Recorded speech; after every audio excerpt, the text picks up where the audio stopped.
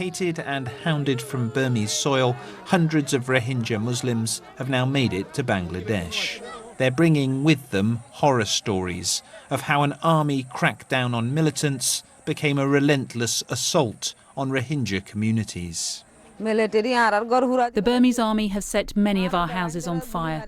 Some men were shot dead and some were slaughtered. We are in deep pain. We feel like jumping into the sea.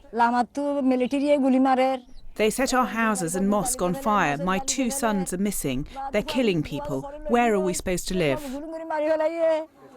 These Rohingya won't be missed. Though many families have been in Myanmar, also known as Burma, for generations, most people see them as illegal immigrants who belong in Bangladesh. The Burmese army doesn't want us to see what it's up to in northern Rakhine State, so it's keeping journalists and international aid workers out. But that's not stopped grim accounts emerging almost every day of abuses being committed against Rohingya civilians. We took a close look at what had happened in and around a Rohingya community called Darjizar, speaking to Rohingya and using video they filmed. These people are now living in the open after they fled soldiers who entered their village on November the 12th, looking for armed militants. With a helicopter flying overhead, the soldiers opened fire, killing men and, we're told, women and children. No one can tell us exactly how many died. When people felt safe enough to return, they found those that had fallen.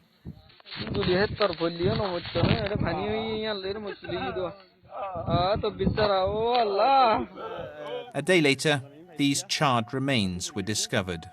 We simply don't know how they died.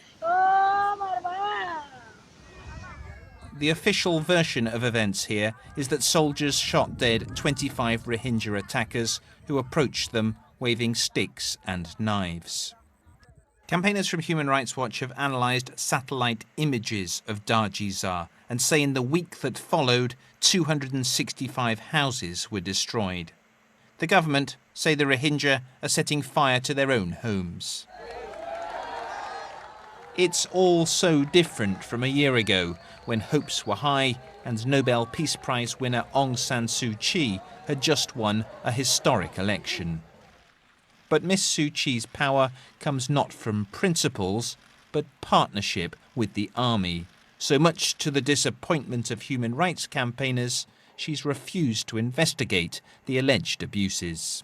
My worry is the same as your worry and the rest of the world, that we may be seeing something more horrendous than we anticipated.